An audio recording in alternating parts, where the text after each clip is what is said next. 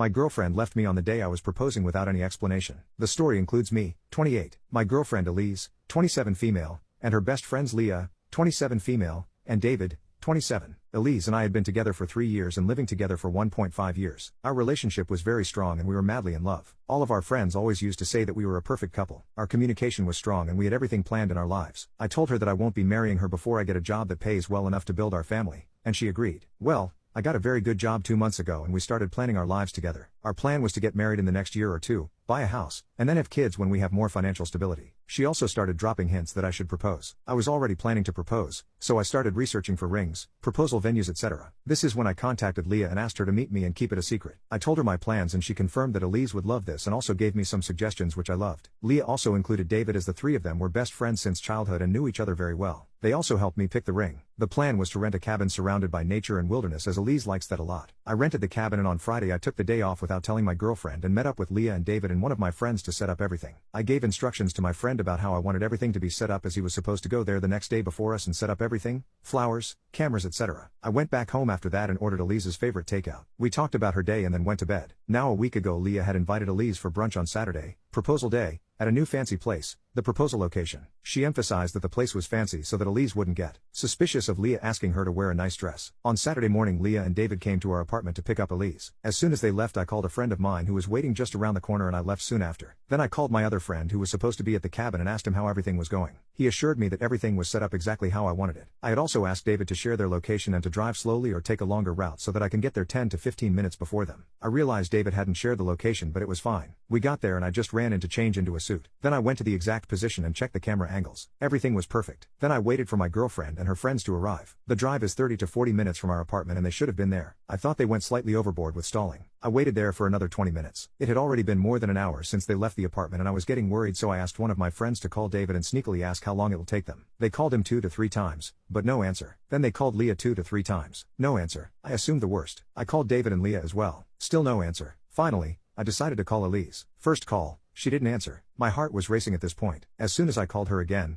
Leah answered instead. I was panicking and asked her if everything was all right and why nobody was answering the phone. She went silent for 2 seconds and then started yelling at me. She told me to never call Elise ever again and that I was dead to her. That I was a horrible human being for doing that to her. That she doesn't want to see my face or talk to me ever again. I was confused, but before I could say anything she hung up. I was so confused and started crying and my friends had to console me. Soon after that, I got a text from Leah that she'll be coming over later with David to get Elise's stuff and that Elise doesn't even want to step into the apartment, even if I'm not there. I immediately called her parents to ask what was going on. They knew about the proposal and we were supposed to go to their home for lunch after the proposal. They had no clue what was going on and told me that they'll call her and ask. I got a call from them 10 minutes later saying that they called Elise and she told them that she can't talk right now and she'll call them later. They were also confused about all this. I was devastated and I didn't know what to do. My friends took me back to my apartment and we hung out. David and Leah came over in the evening to take Elise's stuff. My friends and I tried to talk to them but they didn't say anything. They just asked me where Elise's stuff was and just took some of it and said they'll be back for the rest. They also reiterated that if I tried contacting Elise again, I'll be reported for harassment. At that moment I just wanted to cry because just the thought of me harassing my girlfriend was overwhelming. After they left,